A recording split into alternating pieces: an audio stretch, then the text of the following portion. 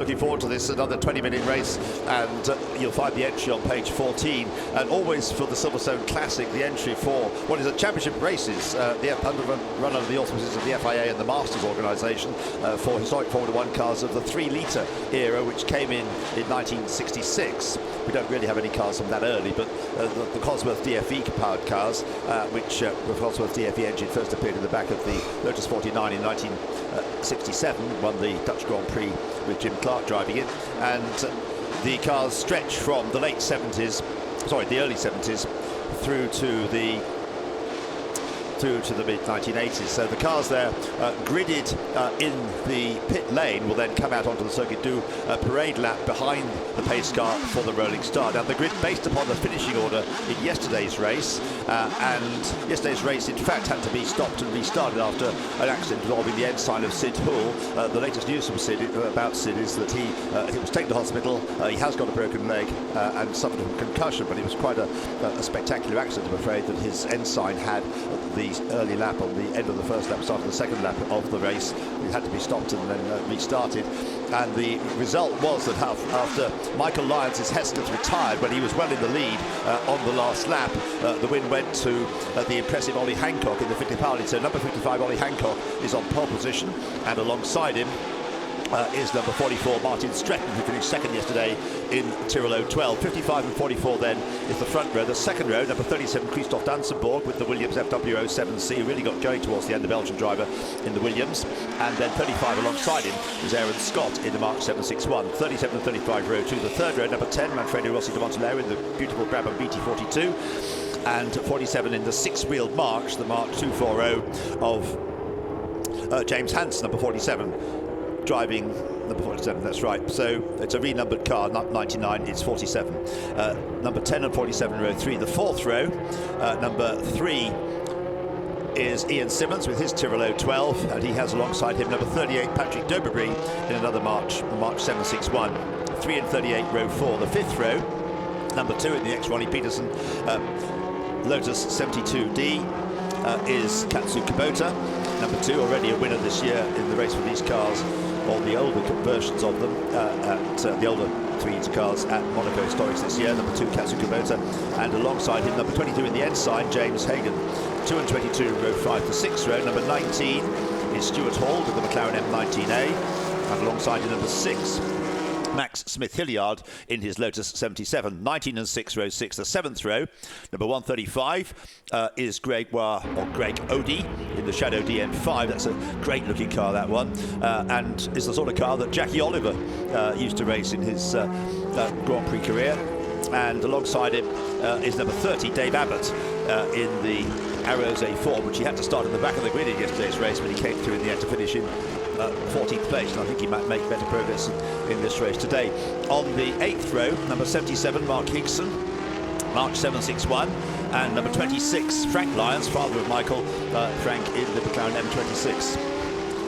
And so 77 and 26 on row 8.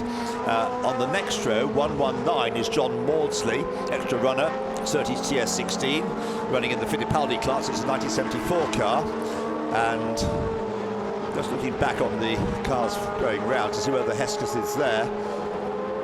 If it is, so it's going to be a car to watch making its way through the pack.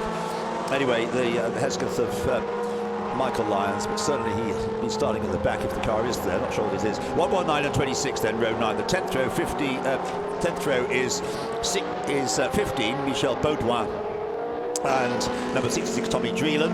On the 11th row, 11 and 12, numbers 11 and 12. The 12th row, 9 and 36. And there we do have Michael Lyons in car 25 he's running as, not number 24 as the programme says, but having to start from the back because he retired from the race yesterday. So the grid I was given didn't actually include him, but yes, he's on the 9th row. Yes, he is actually on the grid. So on the 9th row is the 8th row, number 26 Michael Lyons. So yes, he's there with the Hesketh. So he's not starting at the very back. But that's the blue Hesketh 308E, which is one to watch for. But of course, on pole position, Ollie Hancock in the Fittipaldi F5A, a car which his brother Sam drove to second place at Monaco this year. Ollie won with yesterday, and is looking to make it another win today if he can. Martin Stretton alongside the cars coming out of Club Corner, and the lights go out and the race gets underway now as they go across the start line and head towards Abbey for the first time. It's the yellow Fittipaldi out in front, and they're 3 or 4 abreast, and getting into a bit of a snake there was one of the Lotuses, number 2 Katsukamoto. And everybody's got away par 1, which spun round off the grid, but you've got the leaders going through the loop in the moment. Yeah, and a challenge for third place here from number 35 Aaron Scott. He gets at the inside of Christoph Dansenberg's Williams going into the loop. So coming out into Aintree, it's the pole sitter, yesterday's winner Ollie Hancock that leads, Martin Stretton second. Third then is Aaron Scott, but Christoph Dansenberg now is tucked up behind him and trying to get that third place back as they go up the Wellington Straight. But not succeeding as yet, so into Brooklands for the first time. James Hansen in pick up there in the 6-wheel March, going strongly. James a quick driver. That car never raced in Grand Prix, but it's a Grand Prix type car there. Number 35 Aaron Scott in the March 761. But the leader heading down towards Cops Corner is the Fittipaldi. In second place, Martin Stretton, so it's Ollie Hancock leading. Martin Stretton is in second place. In third place, Aaron Scott. And in fourth place is Christoph Dansenberg. And there is Michael Lyons. He won't be in the lead by the end of the first lap, but he's certainly going to gain several places. He's heading up towards Maggots now. Yeah, the top 4 come through. And it's the March in 5th position. 5th, 6th, 7th, 8th, 9th place, I think it is, for Michael Lyons. So he has made quite a few places up already. So watching the number 25 inside, driven by Michael Lyons, coming through already. The leaders onto the Hanger Straight. Yeah, Michael nearly in the top 10 now. I think he's right behind Ian Simmons in the number 3 Tyrrell. So the leaders on Hanger Straight, as you say. The other Benetton Tyrrell, the car Martin Stretton, currently in second place. As the cars come into Stowe Corner. Michael Lyons challenging Katsukamoto with the Lotus 72 as he came into Stowe Corner. And the leaders already at Club Corner as they come up to the end of lap 1. Then Martin Stretton right behind Ollie Hancock as they complete the first lap then. And you can barely see the Benetton livery Tyrrell as the cars come into Abbey starting the second lap. It's the Fittipaldi leading the Tyrrell. In third place is Aaron Scott. In fourth place is Christoph Dansenberg. In fifth place is James Hansen in the 6-wheel Tyrrell, 6-wheeled March. In sixth place is Manfred Rossi Duonto with the Brabham. Then Katsukamoto is 7th, and 8th is Michael Lyons. Chris. Dansenberg's got third place away from Aaron Scott going into Village Corner. So the race leaders go through onto the Wellington Straight. And Martin Stretton still looking for his first win of the weekend. Tucked right under the rear wing of the race leader as they head up towards Brooklands. Under the rear wing he may have been, but he's not going to be able to overtake coming into the corner because Ollie Hancock, with a fair amount of single-seater experience under his belt, but not at this level very much, unlike Martin Stretton. So Ollie doing a great job here, raced in Formula Palmer Audi, raced in Formula Renault, but not often at this level in single-seaters. Comes out of Woodcote, still just in front of Martin Stretton, with Aaron Scott, another experienced driver in single-seaters, behind him.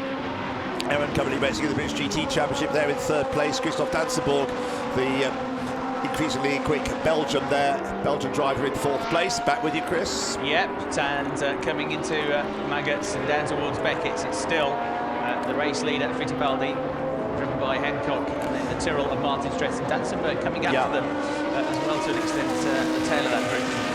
Place and the Lyons continues to work his way up. Yes, Christoph Dansenberg in fact has got ahead, hasn't he, of Aaron Scott in the ex-Arturo Mazzario March, and is now right up with the 2 leaders. So it's 3 for the lead now. The Fittipaldi leading the Tyrrell, leading the Williams, and Michael Lyons is catching them up. He's taking more places on this lap and has passed I think the 6-wheeled March now, hasn't he? So he's soon going to be up behind Aaron Scott for 4th place. So 5th place there is Michael Lyons as they come out of Club Corner and complete their second lap. So it's still Ollie Hancock, but I still would put my money on Michael Lyons if the guy holds together winning this race. He may be only in 5th place at the moment. He may have started in the middle of the grid, if not further back than that. Leaders back with you for the 3rd time. Yeah, and having to be a bit defensive this time is the Fittipaldi of Hancock there.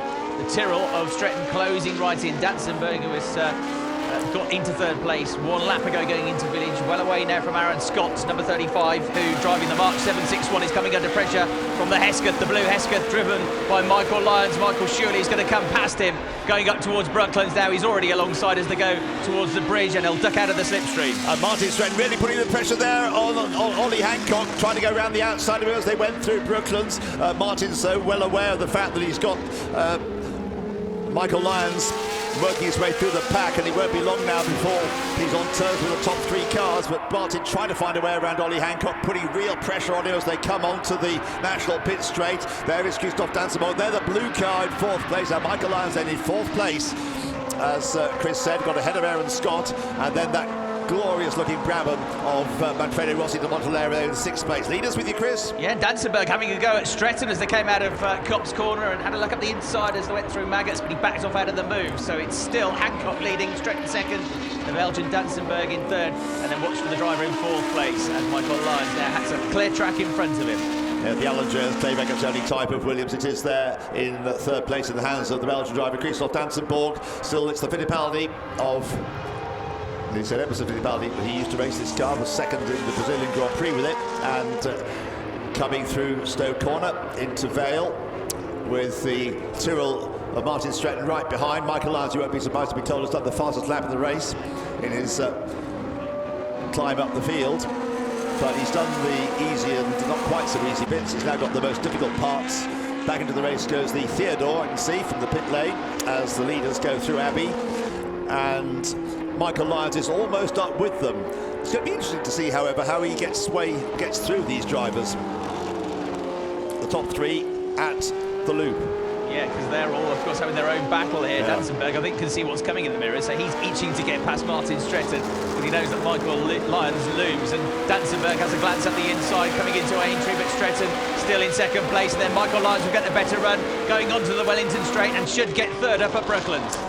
He's level with the Williams. He gets ahead of the Williams and into Brooklands. He's got the place, so he's now 3rd. Michael Lyons up into 3rd place.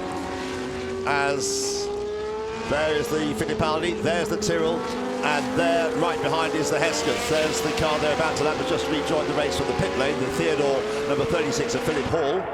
Car that won the international trophy here in 1978, driven by Keke Rosberg, and it's safely negotiated. There's also Judy Lyons in the slow 30s, the leading cars going through and out of Copse Corner.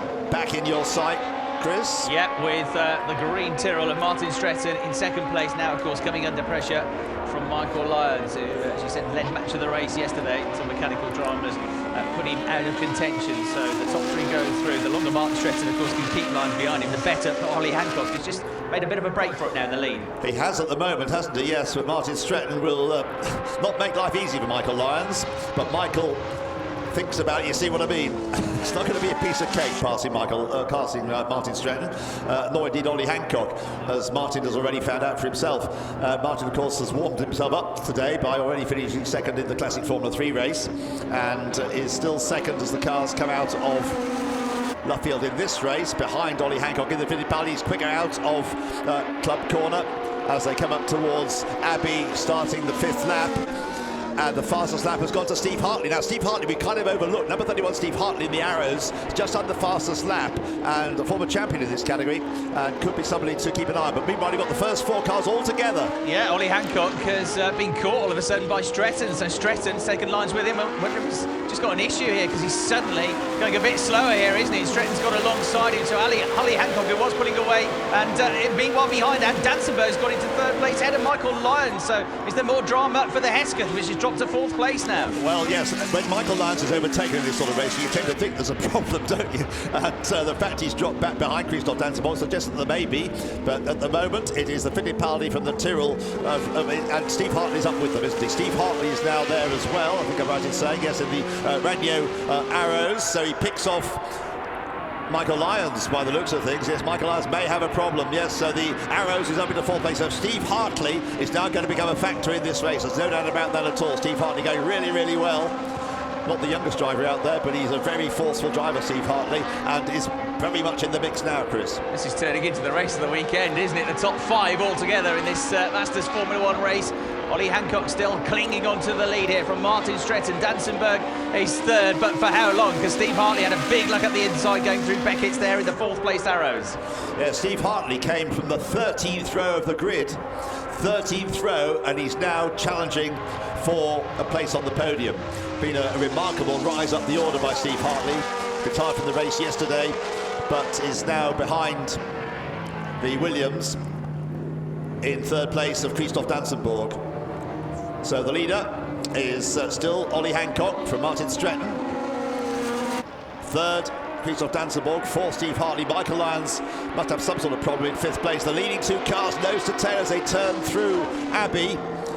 I agree, this is a brilliant Formula One race. Back with you, Chris, for the sixth time. Fantastic, isn't it? Ollie Hancock's doing a great job, though, of soaking up all this pressure, because apart from that one lap, 2 or 3 laps ago, he's had somebody breathing down his neck the whole time. Steve Hartley has a glance down the inside going into the loop. That would have been from a long way back, and I think he did the right thing backing off out of it.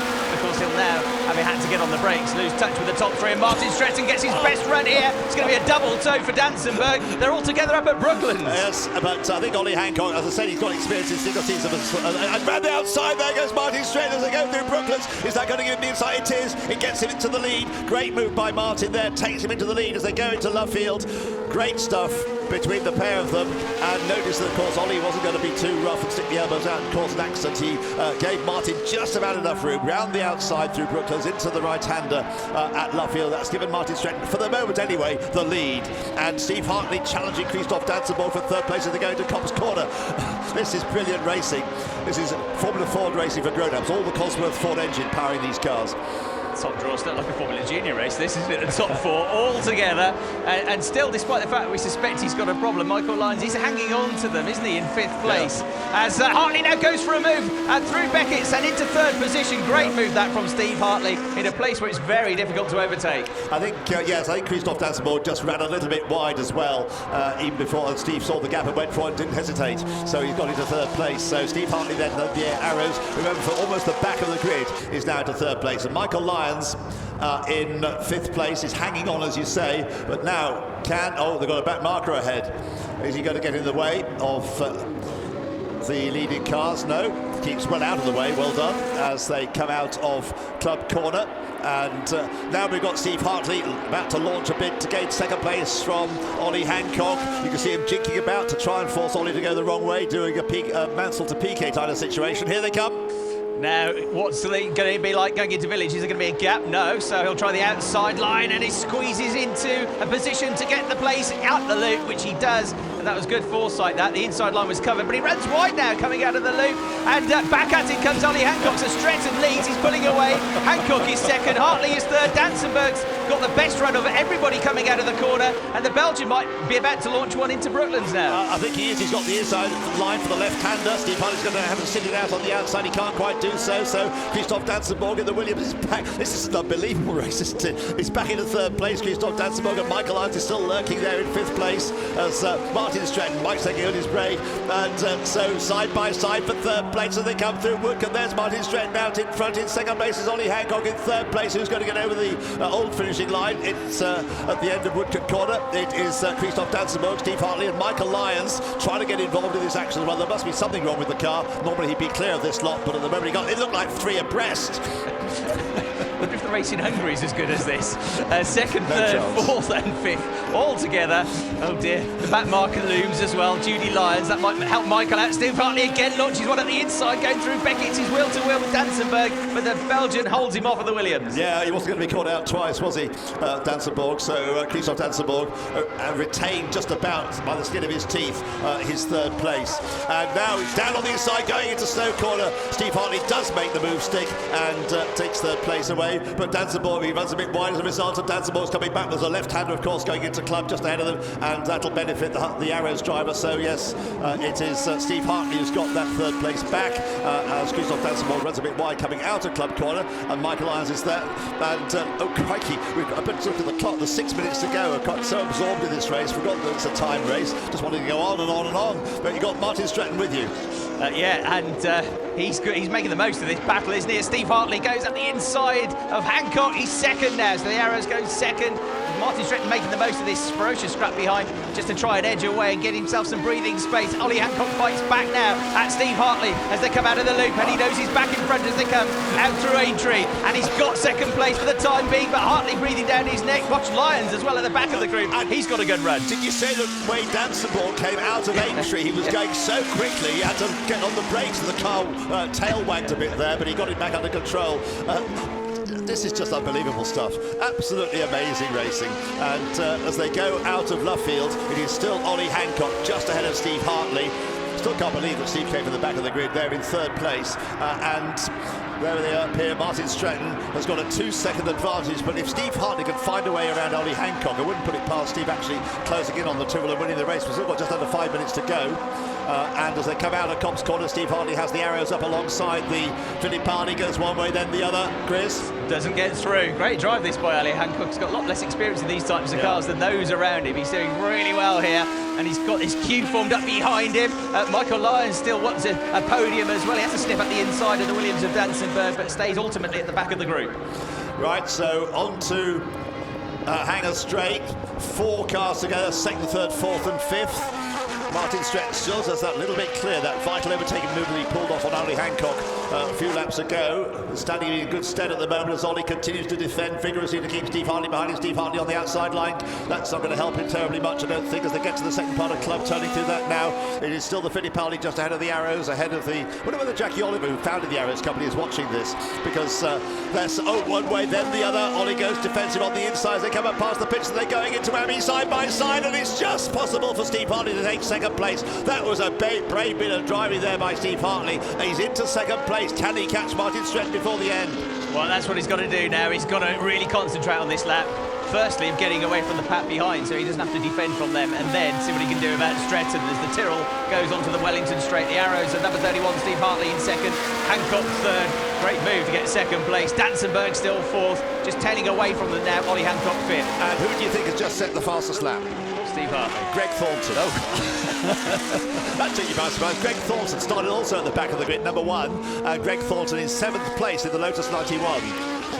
And we just can't take our eyes off this, because what's going on behind is fascinating as well. As Greg Thornton has risen from the back of the grid to 7th place in the ex-Mansell De Angelis Lotus 91. So Martin Stretton leading. I think he's probably just about got enough in hand. There's 3 minutes to go, and as he comes through this time to complete the lap, he hasn't got to the end of it yet.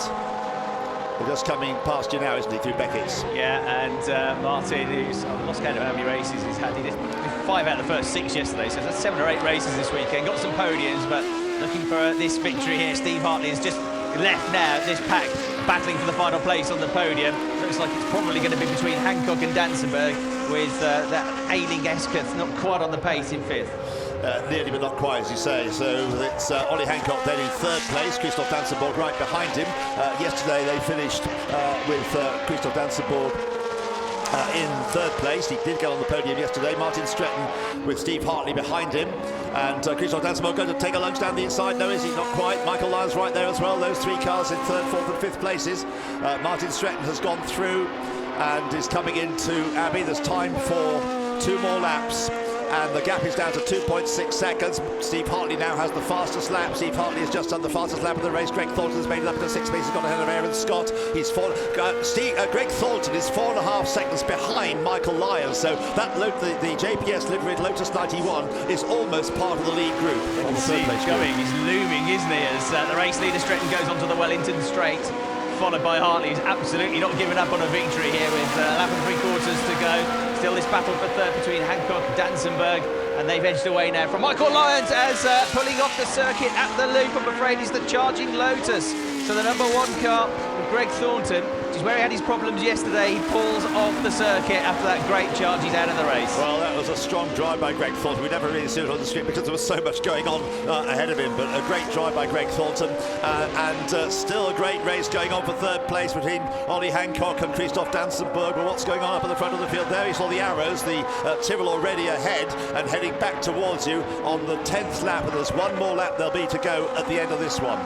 It's going to be tight, but Martin Stretton, he's doing just enough at the moment to give himself the upper hand. A couple of more back markers to come. You see them just making their way onto the Hangar straight, and then 3rd and 4th going into Beckett's now, with at the moment Ollie Hancock looking a bit more in control of that final place on the podium. Yes. Compared to before, anyway. You never discount this Belgian. Christoph Dansenberg has just got quicker and quicker. He's very much a gentleman driver, but he's got quicker and quicker in recent years. Now he's got this Williams, he really is flying, and that's the fight for 3rd place. Waiting to see the leader, Martin Stretton, come out of Club Corner, which he will do. He's going through Vale at the moment, and we wait for there it is, and over the line he goes. Steve Hartley in second place is how far behind? Still 2.6 seconds.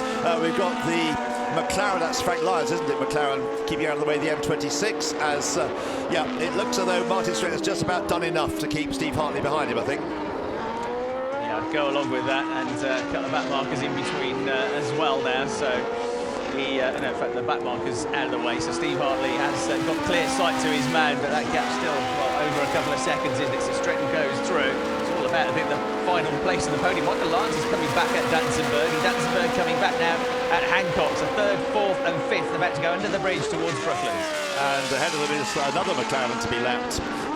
So the... and that takes the... Oh dear, oh dear, oh dear. That McLaren has got on the racing line. Has caused problems for Ollie Hancock, but I don't know if it's going to cause problems for...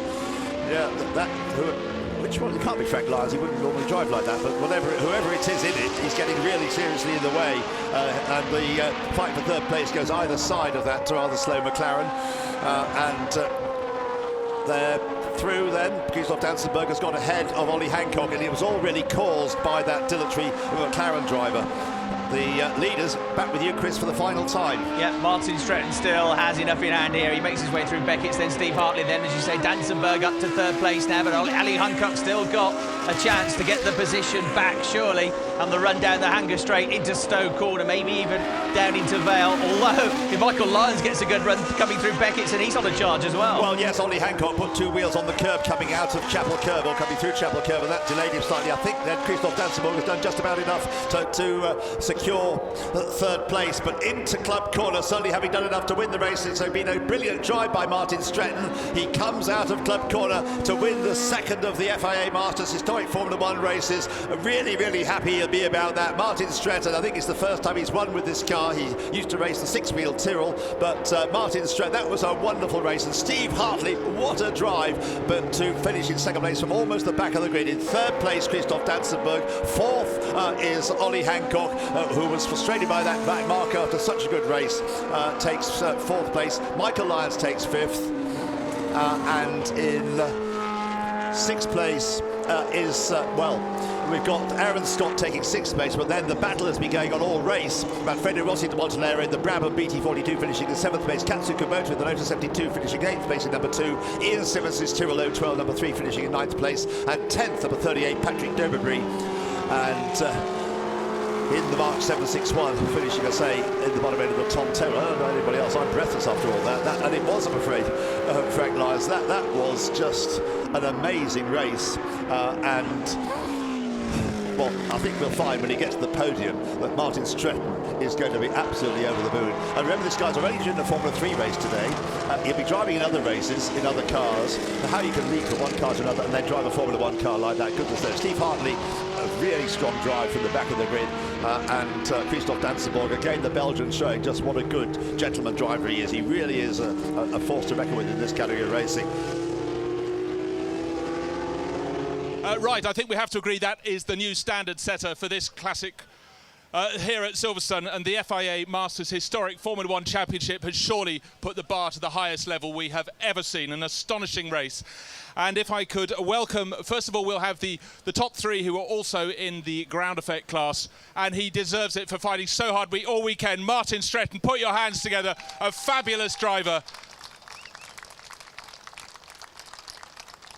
You almost need a telescope to go the whole way back to where Steve Hartley started. I think it was 25th on the grid into second place. Small surprise that was popular. And Christoph Dansenberg was never more than 1 metre from any other car. Third place, the Belgian Williams driver. So if we could have the British national anthem for Martin Stretton.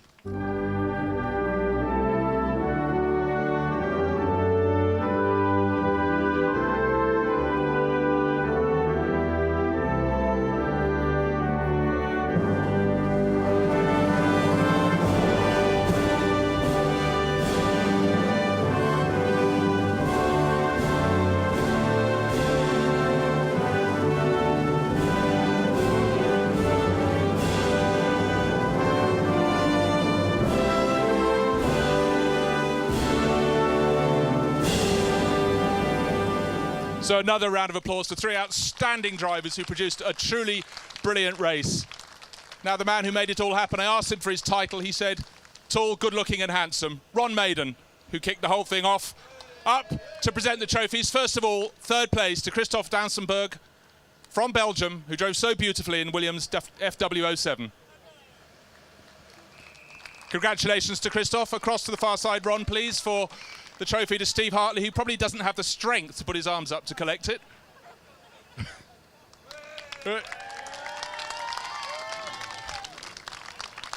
And the big one, the garland first, I think, Ron, please, to Martin Stretton. A huge trophy, thoroughly deserved by Martin there. He's still got the power in his left arm, and Ron appears to be keeping your bubbly there from Hattingley Valley. So, Martin, I've got to pick your thoughts there, sir.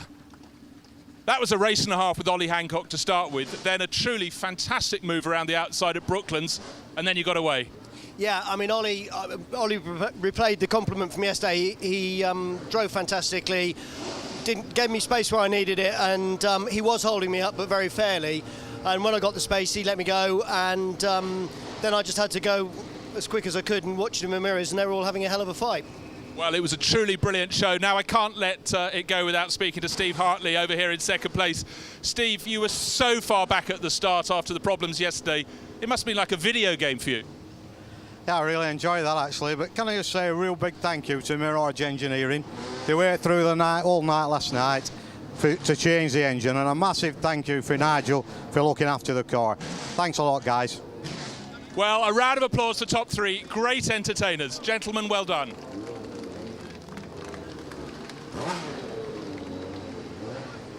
There we are, Bruce Jones, our man down there at the Wing Complex, doing the podiums, along, of course, with Russell Douglas. Let me tell you quickly about this selfie. You can win a ride in the pace car. You simply need to tweet your photos with hashtag Silverstone Selfie. And I only mention that again so I can get in this line, which I think is quite good. David Brabham has, I think, probably raised the stakes with a selfie in the with himself. He has now a selfie of David Brabham, the Maserati, and Sterling Moss alongside. I reckon that takes the biscuit so far. Not that he'll want to be in the parade, but there you go.